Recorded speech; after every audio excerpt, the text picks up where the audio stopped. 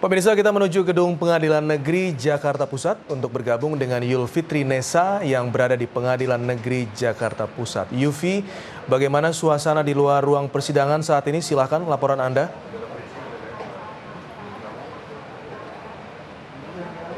Ya, baik Zaki dan juga pemirsa, saat ini saya masih berada di Pengadilan Negeri Jakarta Pusat dan sementara ini untuk sidang lanjutan dari kasus pembunuhan Wayan Mirna Salihin dengan terdakwa Jessica Kumala Wongso saat ini masih diskors dan akan kembali dilanjutkan pada jam 6:30 malam nanti.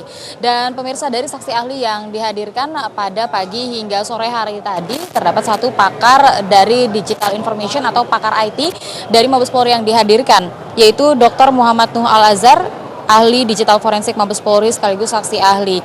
Dan pada tanggal 18 Januari saksi ahli mengaku diminta oleh pihak kepolisian atau penyidik untuk memeriksa barang bukti yang berupa flash disk merek Panasonic dengan kapasitas 32 GB dan dilakukan sejumlah cara seperti forensic imaging atau mengkloning data yang berupa file dan ditemukan ada sekitar 29 video file yang 7 diantaranya berkaitan dengan kasus pembunuhan yang terjadi pada tanggal 6 Januari 2016 lalu.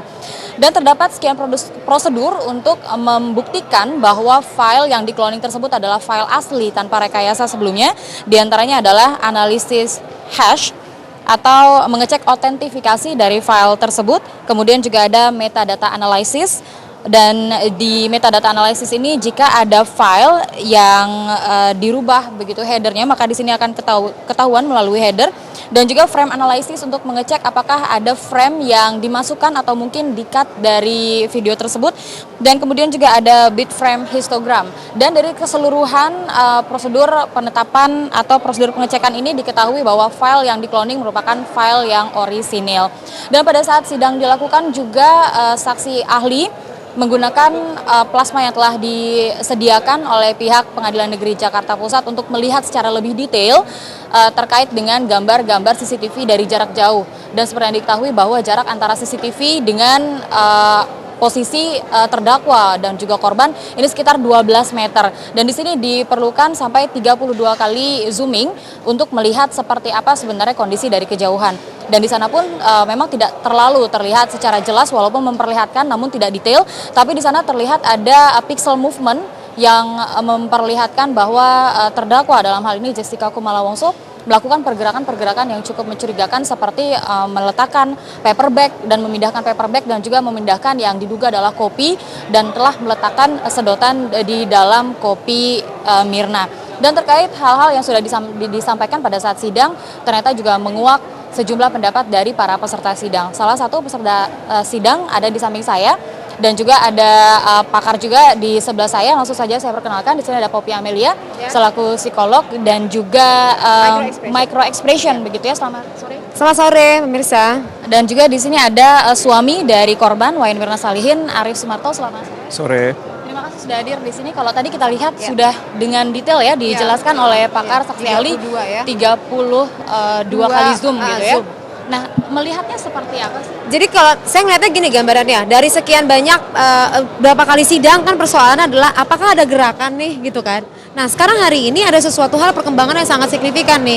Kalau diminta gerakan, ini adalah gerakan gitu loh. Kan kita kalau kita fokusnya adalah pada ekspresi atau micro expression, ini adalah sebuah gerakan, memang perlu dijustifikasi lebih lanjut, perlu ditelaah lebih lanjut gerakan tersebut itu melakukan apa gitu loh. Nanti tinggal dikaitkan sama semua sinkron-sinkron yang ada. Misalnya kopi tadi warna aslinya apa, kemudian berubah sekian detik, sekian menit dan lain-lain. Tapi yang jelas kalau yang diminta adalah gerakan, ini adalah gerakan gitu loh. Jadi ini kemarin itu nggak bisa mendapatkan gerakannya dan lain-lain. Ini ada sebuah gerakan yang bisa menunjukkan meletakkan sesuatu. Jadi darinya diem, kemudian ada gerakan seperti ini, meletakkan sesuatu, kemudian membuka tas, itu kan ada sesuatu yang ingin disampaikan. Selain itu juga agak menarik sama saya adalah pada saat setelah kejadian yang bersangkutan keluar, cuman kemudian dia menggaruk-garukan tangannya gitu kan. Itu gerakan-gerakan yang memang agak sedikit kenapa nih menggaruk-garukan tangannya gitu loh. Selain itu juga menurut Mbak Poppy kenapa? Ya ada berapa alasan. Kalau misalnya garuk-garuk seperti ini, kalau gerakan seperti ini namanya ada kecemasan. Lihat seperti ini kecemasan. Tapi kalau scratching, dia menggaruk, berarti ada yang gatel kan. Dia garuknya itu bukannya satu kali, berkali-kali gitu loh. Satu itu, kedua, kita lihat lagi selain gerakan adalah pada saat Mirna dibawa gitu kan, artinya proses orang menolong semua, yang diperhatikan sama Jessica di sini adalah tasnya. Jadi dia pas lagi dipegang tasnya. Pas lagi Kenapa Jessica sangat mengkhawatirkan tas? Nah, ini pertanyaan lah, apabila kita biasanya dari gerakan tubuh ya, apabila ada sesuatu yang kita khawatirkan akan benda tersebut, maka itu yang akan kita lindungi. Contoh, ada seseorang masuk kamar kita lagi megang handphone, tiba-tiba dia masuk, terus, nah berarti ada apa-apa sama handphone itu. Kenapa kita scare? Supaya itu nggak ketahuan, maka ngumpetin. Nah, ini saya hanya mengasumsikan berarti ada sesuatu yang dimasukkan ke dalam tasnya. Nah, apakah itu gitu yang dimasukkan ke dalam tas? Apakah itu cairannya? Apakah itu sesuatu yang akhirnya menimbulkan scratching tadi? Kalau memang dikaitkan ada gerakan-gerakan meletakkan, memindahkan. Karena tadi kan posisinya pas Mirna minum itu kan sudah ada sedotan. Berarti kan ada yang mendorong. Berarti sinkron dong dengan asumsi tadi gitu loh, dengan adanya tampilan daripada CCTV ini yang di zoom berkali-kali gitu loh. Itu sih gambaran dari saya. Baik. Tapi dalam hal ini Mbak Popi kan selaku psikolog dan juga ahli begitu ya, hadir di persidangan ini maksudnya untuk apa? Saya sebenarnya memberikan support buat beliau karena memang ini kan beberapa kasus kayak di Indonesia, misalnya kayak kemarin Margaret dari Angeline gitu kan, saya membantu bukan apa-apa karena percuma micro expression saya pelajarin jauh-jauh gitu loh. Kalau nggak bisa membantu banyak orang yang mungkin membutuhkan. Contohnya pada saat dia mengatakan saya tidak meletakkan racun di dalam kopi itu. Nah, itu micro expression. Dan yang terlihat pada harusnya kan tidak begini. Kenapa tidak begini? Micro expression adalah 0,4 detik kita bisa membaca pikiran manusia tanpa manusia itu bicara. Nah, kemampuan ini kenapa nggak dimanfaatin? Akting bukan apa-apa, untuk mensupport. Ini kan ada seorang suami yang kehilangan istri, ada seorang ayah yang kehilangan anak. Kenapa tidak mensupport itu gitu loh? Saya udah meneliti sebelumnya terlebih dahulu. Apakah yang salahnya siapa nih gitu loh gambarannya. Tapi berdasarkan apa? Berdasarkan daripada pergerakan video ya. Jadi saya makanya YouTube karena saya nggak bisa ketemu langsung kan, di face to face nggak bisa ketemu. Nah, ini saya beberapa kali ngeliat dan saya analisa semuanya dari seluruh stasiun TV manapun YouTube-nya itu kok sinkronnya ke arah sana. Bahkan motif-motifnya pun juga clear dan jelas karena terbelakang saya psikolog. Jadi oke. Yang clear dan jelas itu seperti apa? Ya gini aja deh. Saya nggak bisa mengekspos lebih banyak ya gitu. Jadi kalau ada seseorang yang begitu khawatir akan kehilangan seseorang, biasanya racun itu digunakan oleh orang-orang yang tidak mau frontal untuk mengeksekusi seseorang. Dia nggak mau terlihat ekstrim gitu loh. Dan itu rata-rata tuh racun itu kalau diteliti-teliti dari banyaknya kejadian pembunuhan itu biasanya dilakukan oleh perempuan gitu loh. Jadi bentuknya itu tuh bukan yang ekstrim. Karena kalau laki-laki mukul, bunuh, keluar darah dan lain-lain. Ini ekstrim, ya artinya cepat dan ringkas gitu loh. Nah, kemudian kita juga melihat kenapa sampai dendam gitu loh. Apa yang dikhawatirkan? Apa yang membuat ia merasa ketakutan kehilangan gitu loh. Nah, berarti di sini ada emosi di sini. Nah, kemudian pada saat salah satu wawancara TV juga saya ngelihat pada saat ia mengatakan bahwa saya tidak menyukai perempuan, tapi lidahnya di kesampingan kanan. Jadi maksud dari ekspresi itu adalah Flirting tuh kayak exciting something gitu loh. Tapi bisa aja exciting sebagai sahabat, bisa saja. Jadi saya nggak bisa hipotesa terlalu dini gitu loh. Saya perlu ketemu sebenarnya untuk menanyakan, untuk menginterogasi lebih lanjut lagi. Tapi kan saya tidak bisa ke sana gitu kan. Jadi saya cuma melihat dari video-videonya saja sih seperti itu gitu loh. Jadi pada saat ada beberapa gerakan, apakah kamu melakukan meletakkan racun, kemudian dia nunduk, kemudian dia mengatakan lagi keluar, itu semua gerakan-gerakan tubuh itu memberitahukan sesuatu di situ justru. Nah, atas asumsi itulah makanya saya mensupport kemari, kemudian saya diskusi. Kemarin juga kebetulan orang tua korban juga sempat menghubungi saya. Dia mengatakan bahwa dari seluruh analisa yang saya lihat, kamu kayak bener banget, ini kamu belajar dari mana gitu loh. Akhirnya saya menjelaskan, kita diskusi di situ, dan kemudian saya ada gerakannya juga. Nah, di situ kayak bilang, oke, saya mau lihat hari ini gitu untuk mendapatkan gambaran lebih utuh, dan ternyata benar ada gerakan seperti itu. Dan tadi juga saya sudah diskusi dengan khusus untuk ahli yang teknologi, dan ternyata itu sinkron. Jadi berdasarkan micro expression dengan teknologi, katakanlah Pak Roy Suryo tadi pas saya diskusi ternyata itu ngeling gitu loh, sinkron. Kita diskusi banyak tadi. Jadi ternyata itu benar dan itu fakta dan itu jelas clear dan inilah gitu. Nah sekarang tinggal disampaikan lagi tadi kan oleh kuasa hukumnya mengatakan bahwa bisa aja itu rekayasa bla bla bla dan lain-lain. Tapi pakar IT kan ada. Nah itu sih yang menariknya gitu. Baik, tadi juga terkait dengan kuasa hukum nih, karena disinggung sedikit begitu ya. Tadi kuasa hukum menjelaskan bahwa memang ini gambarnya ada, tapi tidak detail begitu kan. Apalagi di situ ada gambar-gambar yang menurut kuasa hukum ini tidak bisa dilihat oleh matanya ataupun tidak bisa dilihat dengan mata telanjang. Harus di zoom dan bahkan ketika di zoom pun itu hanya berupa pixel movement. Apakah memang untuk micro expression itu bisa membaca sampai pixel movement yang seperti itu? Kalau micro expression dia harus ngeliat face to face seperti ini. Gitu loh, nggak melalui layar TV, kecuali dia gambarnya clear, gitu loh. Saya nggak bisa ngelihat dari gerakannya pada saat yang diperbesar itu kurang begitu jelas, kurang begitu clear. Cuman pas gerakan tangannya bergerak itu ada. Kemudian pada saat Mirna Mirna meninggal, sorry Arif, saya ceritain, Mirna pas lagi dia habis minum, kemudian juga kepala ke belakang, dia sempat mengarahkan tubuhnya, jadi body language-nya tadi kalau misalnya posisi begini ini mengarahkan ke arah Mirna gitu loh. Sebelum dia meninggal ya, sebelum prosesnya. Ke arah Jessica gitu. Dia ngarahin ke arah Jessica walaupun Jessica akhirnya pergi untuk mengambil minuman gitu kan. Tapi dia sempat mengarahkan gitu loh. Itu ada sesuatu yang ingin disampaikan sebenarnya, cuman keburu. Gak ada. Baik, ini kita anggap saja sebagai diskusi saja begitu ya, saya dengan Mas Arief dan juga Mbak Popi juga. Kalau Mas Arief tadi ketika melihat tayangan-tayangan yang sudah ditampilkan di Zoom segala macam semuanya terlihat, apa yang ada di benak? Jadi kan kalau dilihat dari CCTV kan bisa terlihat juga kesaksian para saksi-saksi yang di kafe itu kan sinkron, semuanya sinkron gitu. Jadi satu sama lain itu berkaitan gitu loh.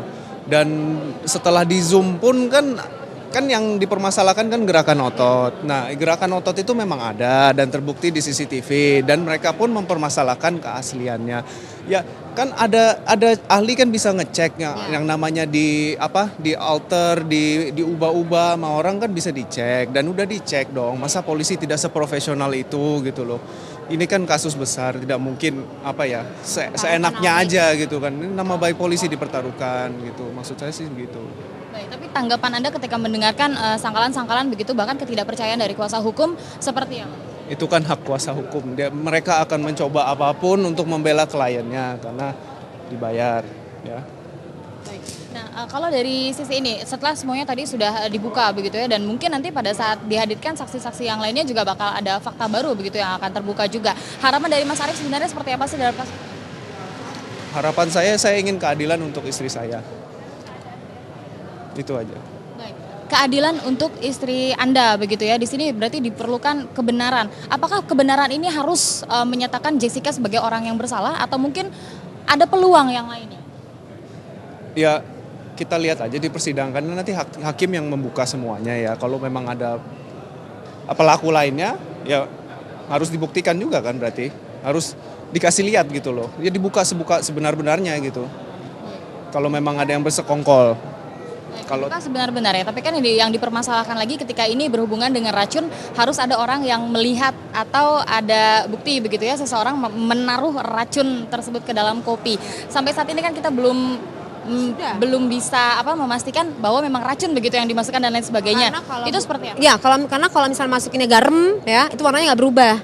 Ini kan warnanya berubah. Berarti kan dimasukin sesuatu gitu loh. Kalau misal gula nggak bakal berubah deh gitu loh. Nah sekian detik abis masukin itu setelah diaduk tadinya warnanya netral, kemudian setelah diaduk warnanya langsung berubah jadi kunyit. Ada saksi A yang ngelihat juga, kemudian di CCTV juga memberikan gambar warna seperti itu. Berarti kan ngeklik nih. Berarti itu sebenarnya racunnya udah ada di situ. Dan kalau misalnya minumnya adalah gula pasti nggak akan meninggal gitu kan. Jadi sebenarnya kalau misalnya diberi gambaran sesungguhnya adalah hari ini udah memberikan gambaran. Cuman tadi kan ini perlu bukti-bukti, artinya sinkron. Nah, barulah hakim akan memutuskan gitu loh. Nah, kemudian juga semua mempertaruhkan nama baik di sini. Jadi nggak mungkin asal-asalan. Apalagi kan kita tahu pemirsa bahkan menyaksikan langsung setiap detail, setiap detik kejadian ini. Ini udah nggak mungkin banget kalau mau rekayasa. Gitu loh. Dari saya sih harapannya adalah untuk dapat diungkapkan. Kenapa? Karena ini contoh loh buat kejadian-kejadian berikutnya, buat proses-proses berikutnya, buat kondisi-kondisi berikutnya. Orang nggak bisa sembarangan. CCTV ada dan tidak ada kriminal yang sempurna gitu loh. Itu mungkin perlu harus diingat gitu loh. Kalau orang ada niat jahat, sekarang ini semua bisa melihat, semua bisa menjadi fakta dan menjadi saksi dan bukti. Bahkan sekarang ini juga teknologi juga tidak membantu untuk bisa mengungkapkan. Jadi hati-hati, artinya ini semoga tidak terjadi lagi untuk ke depan kejadian apapun. Ini sebagai contoh sudah cukup sampai di sini, itu aja. Ini sampai kapan Mas Arief dan juga keluarga ini akan terus mengusahakan keadilan ini? Apakah sampai benar-benar terakhir, walaupun keluarga dari terdakwa sendiri juga mengusahakan mati-matian untuk pihak mereka? Sampai kapanpun akan kita kejar keadilan ini, sampai kapanpun. Baik, dari sisi Mas Ariefnya sendiri dan juga keluarga, khususnya keluarga besar Mirna dan juga keluarga besar Mas Arief sendiri, dukungan mereka terhadap Mas Arief saat ini seperti apa sih, sejauh mana? Mereka akan terus mendukung kita sampai kita dapat keadilan. Ya bisa dipahamin ya Mbak, 32 hari loh baru menikah. Dengan kalimat perjanjian bahwa saya akan setia selamanya bersama mendampingi suaminya sampai maut memisahkan. Dan terlalu cepat 32 hari maut memisahkan, pergi tanpa pesan, tanpa apapun. Tadi saya tanya ada perasaan apa, ada feeling apa, nggak ada apa-apa dan pergi begitu aja. Mungkin ada pesan-pesan yang mungkin saya tidak tahu, mungkin Mirna masih belum menyampaikan I love you sama suaminya, terima kasih sama ayah dan lain-lain, dan inilah mungkin sesuatu yang ingin diungkapkan dengan caranya gitu loh. Dan saya dari katakanlah tidak ada terkonek apapun, ayahnya menghubungi saya, kemudian saya bisa berada di sini. Siapa yang tahu, tiba-tiba semua itu tidak kemungkinan, bahkan duduk pun dia sengaja berada satu jurusan dengan adanya tanaman yang dari jarak jauh gak bakal kelihatan gitu loh. Tapi sayang, tidak ada kriminal yang sempurna. CCTV di sana diperbesar, itu yang luput gitu loh.